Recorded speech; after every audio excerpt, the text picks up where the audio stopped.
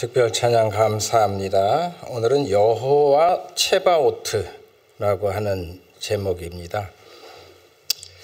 여러분 참새 시리즈라고 하는 유머를 아세요?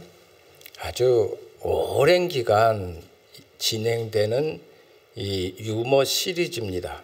근데 이 참새 시리즈를 시대적 변천에 따라서 재구성한 게 있더라고요. 처음에 참새 시리즈가 나왔을 때 이런 내용이었어요. 전깃줄에 참새 부부가 앉아 있습니다. 근데 포수가 총을 쐈습니다. 그리고 두 부부 중에 한 마리가 총에 맞았습니다. 총에 맞은 참새가 땅으로 떨어지면서 이렇게 말했습니다. 여보, 나 먼저 가오. 내 목까지 살아주오 하고 그렇게 떨어졌습니다. 시대가 지나면서 이 유머가 이렇게 달라집니다. 참새 부부가 전깃줄에 앉아 있었습니다. 포수가 총을 쐈습니다. 참새 한 마리가 그 총에 맞았습니다. 총에 맞은 참새가 떨어지면서 이렇게 말합니다. 왜 나만 쏴요? 쟤도 쏘세요. 라고 말했답니다. 또 시대가 변하면서 이 참새 시리즈는 또 이렇게 달라집니다. 참새 부부가 전깃줄에 앉아 있었고 포수가 총을 쐈습니다. 그리고 총에 맞은 참새가 떨어지면서 왜 나만 쏴요? 쟤도 쏴요? 라고 말했습니다. 그랬더니 전깃줄에 살아서 앉아 있던 참새가 이렇게 말했답니다. 아저씨, 쟤 아직 안 죽었어요. 한 방 더 쏘세요. 라고 했대요. 시대의 변화 속에서 우리는 참 많은 것들이 발전되는 것을 직접 경험하며 삽니다. 과학과 기술과 문화, 참 다방면에서 세상은 참 많은 발전을 이루었습니다. 하지만 그 시대의 변화 속에 우리의 따뜻함은 자꾸 사라져 갑니다. 사람들은 점점 불안해하고 두려움은 더 커져집니다. 그리고 앞으로 우리가 맞이하게 될 세상에 대한 막연한 두려움, 불확실한 미래에 대한 두려움이 더 커져 갑니다. 하지만 아무리 시대가 변해도 달라지지 않는 게 있습니다. 그것은 어제나 오늘이나 영원토록 동일하신 하나님의 사랑입니다. 그 하나님은 오늘도 살아계시고 그 하나님은 오늘도 역사하고 계십니다. 오늘 주의 전에 나와 예배드리는 우리 성도들, 그 하나님의 품에 안기는 성도들이 될 수 있기를 바랍니다. 그 하나님 품에 안길 때 우리의 불안함이 사라집니다. 하나님이 주시는 위로를 경험합니다. 그 하나님의 품에 안길 때에 그때 우리는 힘이 납니다.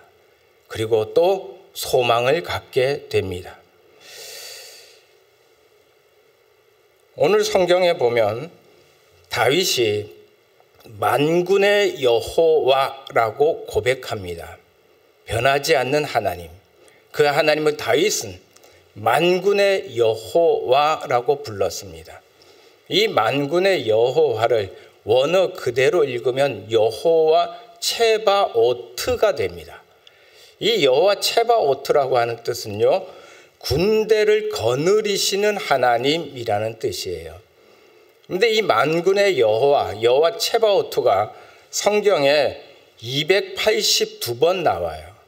근데 282번 중에도요, 유독 만군의 여호와 체바오트가 많이 기록된 성경이 있는데 어떤 거냐면 예레미야의 83번, 스가랴의 53번, 학개의 14번, 말라기의 24번 나옵니다.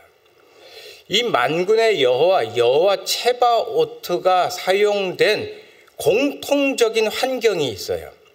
어떤 환경이냐면 하나님의 자녀들이 실패하고 좌절해 있을 때, 하나님의 자녀들이 풍전등화와 같은 위기 앞에 놓여 있을 때, 그때 만군의 여호와 체바오트를 고백하고 있어요. 오늘 그 만군의 여호와 체바오트가 사용된 몇 군데를 우리가 찾아볼 건데요. 첫 번째는 제일 먼저 이 만군의 여호와 체바오트가 기록된 것이에요. 사무엘상 1장 11절입니다. 제가 읽어드립니다.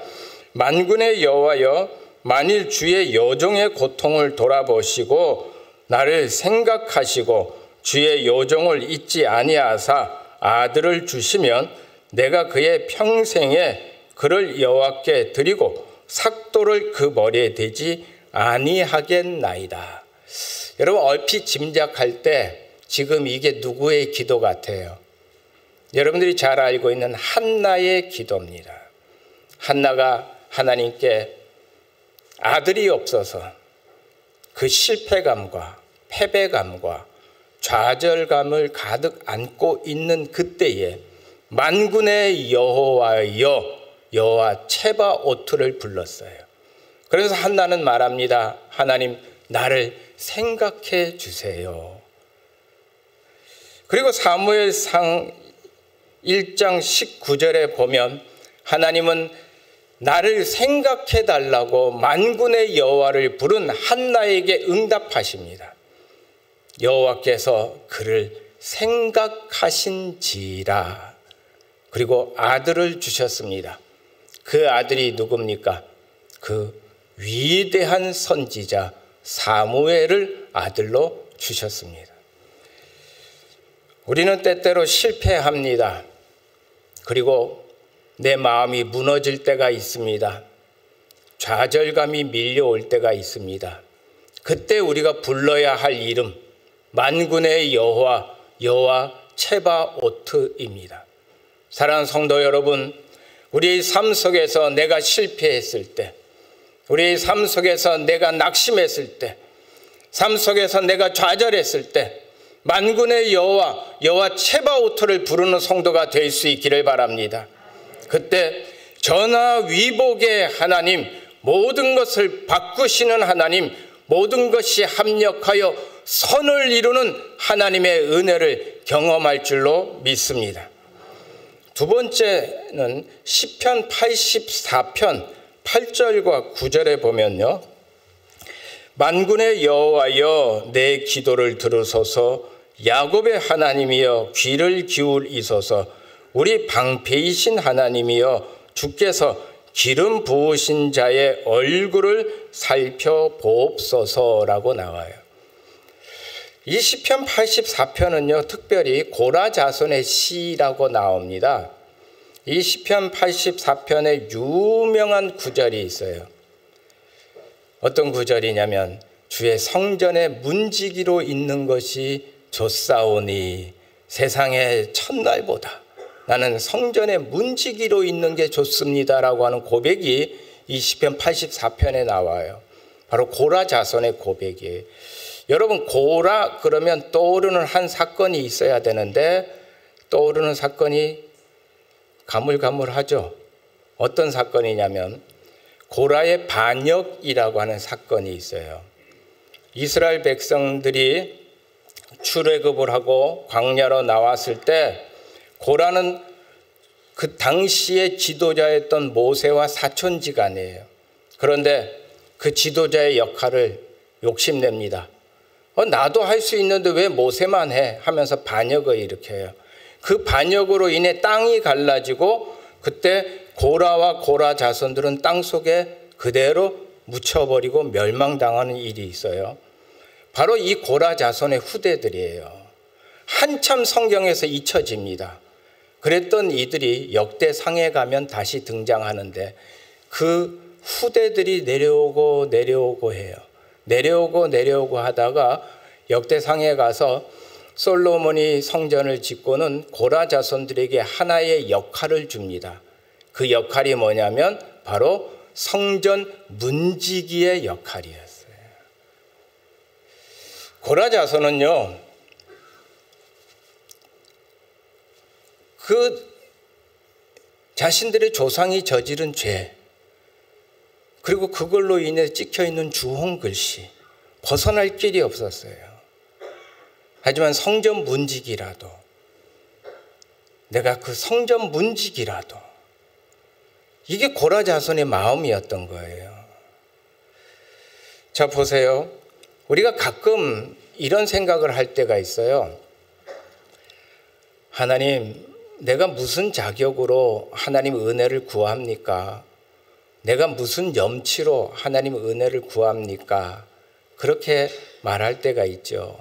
나는 염치가 없어서, 나는 자격이 없어서 그래요. 고라 자손 자격이 없었어요. 염치가 없었어요. 하지만 하나님은 그들에게 성전 문지기의 역할을 맡깁니다. 그 성전 문지기로서 그들은 하나님의 은혜를 깨닫게 돼요. 이 시편 84편에 특별히요, 야곱의 하나님이여 귀를 기울이소서라고 하는 구절이 나와요. 고라 자손은 여기서 야곱의 하나님을 부릅니다. 여러분, 야곱이 어떤 인물이에요? 야곱의 그 됨됨이를 우리가 한번 생각해 봅시다. 야곱은 참 탐욕스러운 인간이었어요. 이기적인 인간이었어요. 자신의 목적을 이루기 위해서는 수단과 방법을 가리지 않는 그 야곱이었어요. 이 야곱의 인생에서 가장 외롭고 가장 두려운 시간이 있었어요. 언제냐면 야곱이 외삼촌 라반의 집에 가서 일을 합니다. 근데 거기서 또 그냥 일하지 않죠. 자기가 원하는 것을 어떻게든 얻어내는 집요한 야곱의 모습을 보입니다. 그리고 마침내 야곱은 성공해요. 그래서 아주 부자가 됩니다. 많은 가족도 거느리고 종도 거느리고, 그리고 이제 위풍당당하게 고향으로 돌아가려고 합니다. 그런데 외삼촌 라반이 그냥 보내지 않아요. 네가 나를 속였잖아 하며 쫓아와서 야곱을 죽이려고 합니다.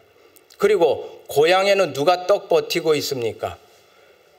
장자권을 빼앗겼던 에서가 너 야곱 돌아오기만 해봐, 내가 가만히 두질 않아. 바로 이때가 야곱에게 있어서는 가장 외롭고 가장 두려운 시간이에요. 많은 것을 이루었지만 그러나 가장 외롭습니다. 많은 것을 가졌지만 가장 두렵습니다. 그때 성경은 창세기 32장 1절과 2절 이렇게 기록하고 있어요. 야곱이 길을 가는데 하나님의 사자들이 그를 만난지라. 야곱이 그들을 볼 때에 이르기를 하나님의 군대라 하고 그 땅 이름을 마하나임이라 하였더라. 여기 마하나임이라고 하는 뜻은요, 하나님의 캠프, 하나님의 진지, 즉 하나님의 품, 이런 뜻이에요. 보세요. 야곱이 자격이 있습니까? 야곱이 무슨 염치로?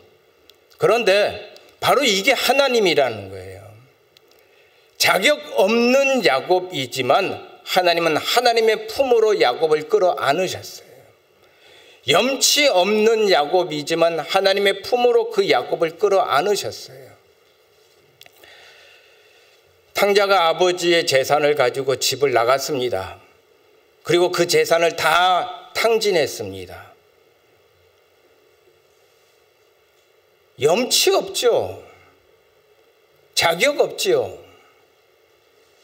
그런데 그 탕자가 다시 아버지 집으로 돌아옵니다. 그때 아버지가 이 탕자에게 네가 무슨 염치로 찾아오냐, 네가 무슨 자격으로 찾아오냐 말하지 않아요. 아버지는 그냥 미리 예비된 옷과 미리 예비된 신발과 미리 예비된 가락지를 끼우고 그 아들을 끌어안고 입 맞추고, 그리고 너무너무 기뻐 잔치를 베풉니다. 이게 하나님이에요. 내가 무슨 자격으로, 염치가 없어서가 아니라요, 오히려 나 자격 없기 때문에, 나 염치가 없어서 하나님께 갑니다. 우린 누구도 자격 있는 사람 없어요. 누구도 염치 있는 사람 없어요. 하지만 하나님은 우리에게 자격을 따지지 않아요. 우리에게 염치를 따지지 않아요. 그저 내 품에 왔으면 됐다. 내 집에 왔으면 됐다.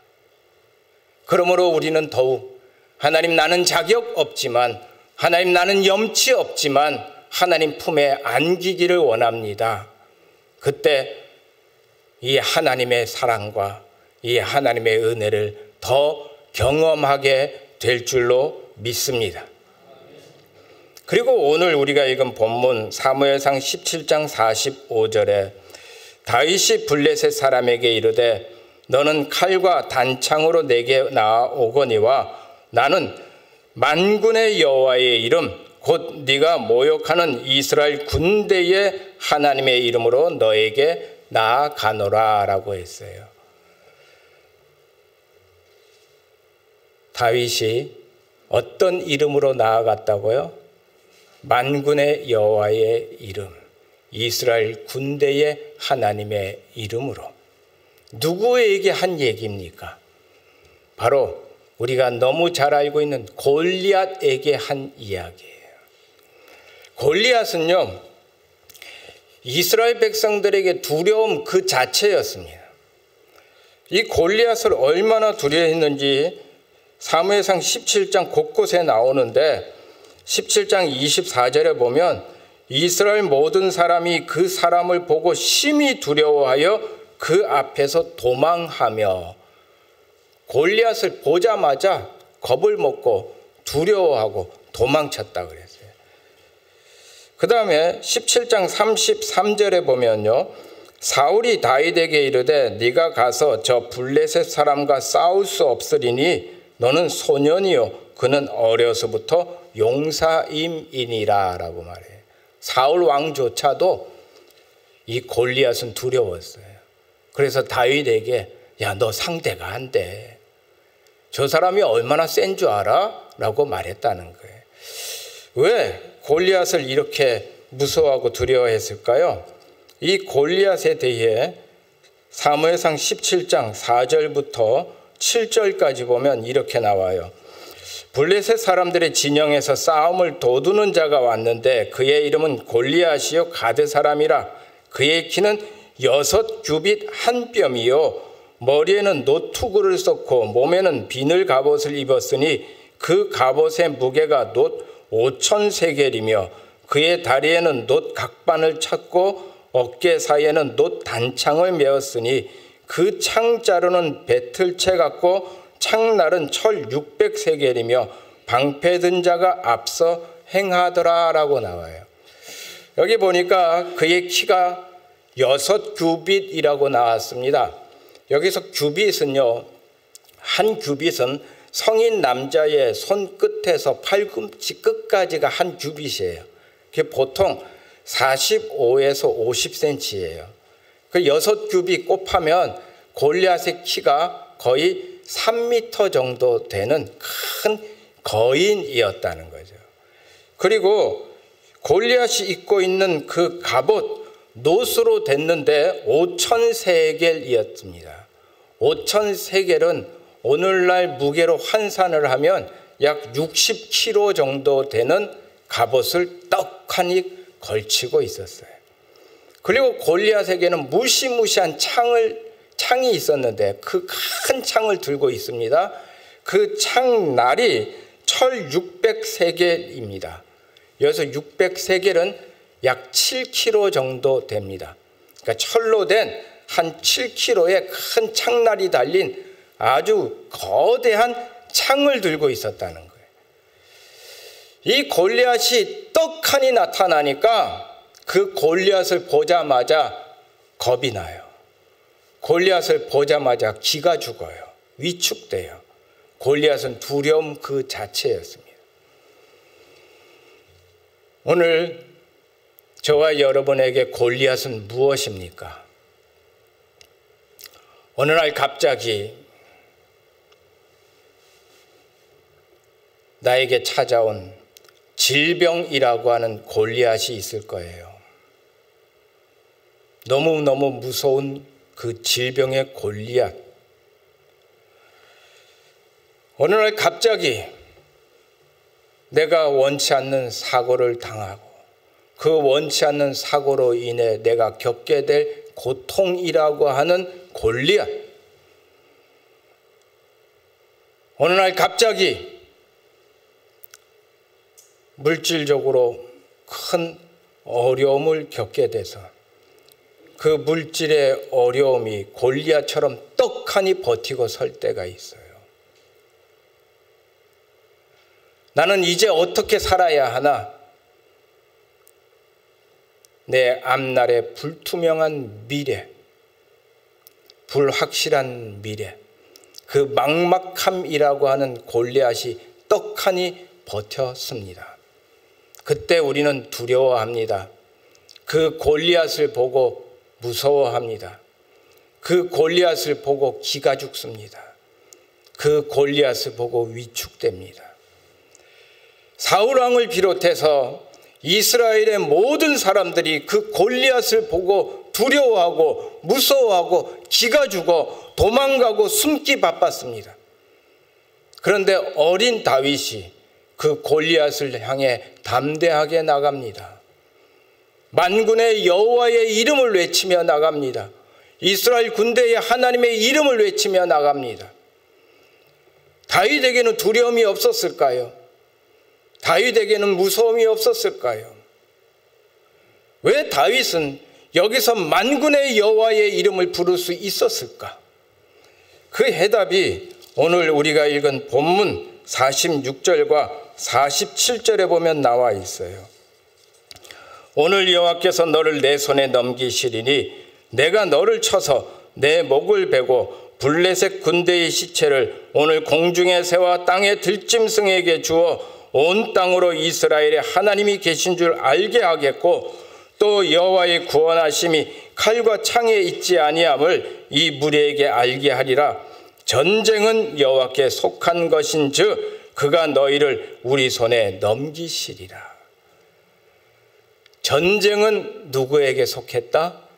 여호와께 속했다. 전쟁은 하나님께 속했다. 이게 다윗이 만군의 여호와의 이름 여호와 체바오트를 부르며 담대히 나갈 수 있었던 이유예요.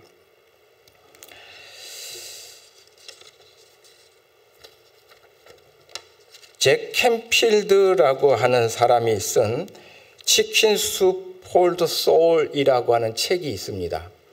이 책은요, 카운셀러였던 잭 캠필드가 역경을 딛고 일어선 사람들의 실제 이야기 1000편을 모아놓은 책이에요. 이 책 내용에 이런 실화가 담겨 있습니다. 미국의 고든과 신디라는 부부에게 어린 딸 타냐가 있어요. 그런데 이 어린 딸 타냐가 하루는 그 부엌에서 놀다가 그 오븐 위에 냄비에 물이 펄펄 끓고 있는데 그만 그걸 쳐버렸습니다. 그 물이 쏟아지면서 타냐의 얼굴 위로 쏟아졌어요. 어린 딸의 얼굴 위로 그 뜨거운 물이 쏟아져 내렸습니다. 얼굴은 시뻘겋게 달아오르고 피부의 허물은 벗겨집니다. 고든과 신디는 불이 나게 이 타냐를 데리고 병원으로 달려갔습니다. 그리고 병원에서는 응급수술을 준비합니다. 그런데 의사가 말합니다. 아무리 수술이 잘 돼도 이 화상의 흉터는 남을 것 같습니다. 그 예쁜 어린 딸이 평생을 화상의 흉터를 안고 살아가야 한다. 그 엄마 신디의 마음이 무너져 내려요. 그때 엄마 신디가 무릎을 꿇고 이렇게 기도했습니다. 예수님이 직접 들어가서 봐주세요. 그리고 예수님이 직접 만져주세요 라고 기도했습니다. 그때 이 고든과 신디가 다니고 있었던 교회의 목사님이 도착을 했어요. 그리고 목사님이 같이 온 두 분의 집사님과 함께 수술 전에 우리가 기도하겠습니다 하고 수술실에 벨을 누르고 교회 목사인데 잠깐 기도하겠습니다. 그래서 수술실에서 수술 전에 기도할 것을 허락해 줬어요. 목사님과 두 분의 집사님이 들어가서 그리고 기도를 했습니다. 그리고 수술이 진행이 됐습니다. 그 다음 날 아침에 이제 고든과 신디가 어린 딸 타냐를 만나러 갔습니다. 그런데 이게 웬일입니까?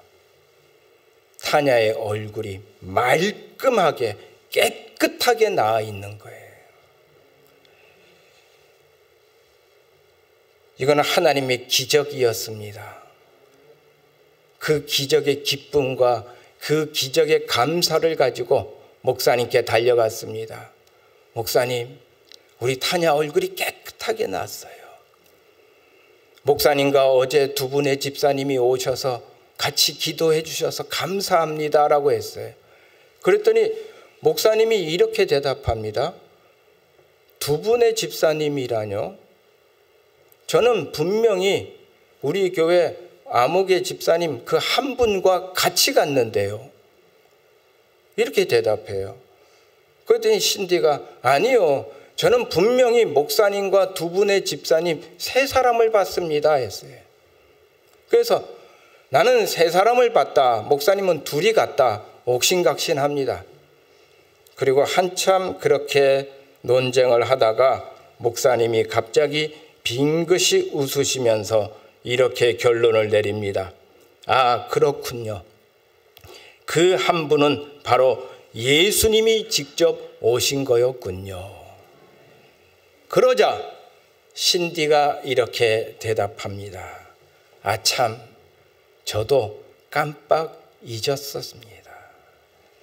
예수님이 직접 오셔서 직접 만져달라고 내가 기도했었습니다. 사랑하는 성도 여러분, 다윗은 약합니다. 어립니다. 보잘것없습니다. 하찮은 존재입니다. 그러나 그 다윗이 골리앗을 쓰러뜨립니다. 다윗의 힘과 다윗의 능력으로 아닙니다. 여기 볼펜 한 자루가 있습니다. 이 볼펜이 스스로의 힘으로는 절대로 쓸 수 없어요.